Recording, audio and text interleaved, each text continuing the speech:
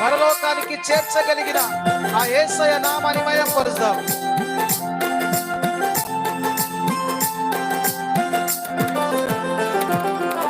రండి వచ్చి చూడండి యేసయ్య చేసే కార్యములు చూడండి.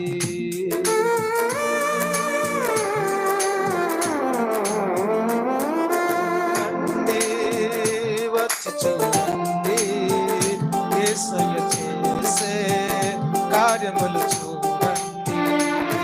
నీ వ్యాధి బాధలు తొలగించేది యేసయ్యేనండి. శాంతిని సుఖమును కలిగించే యేసయ్యేనండి.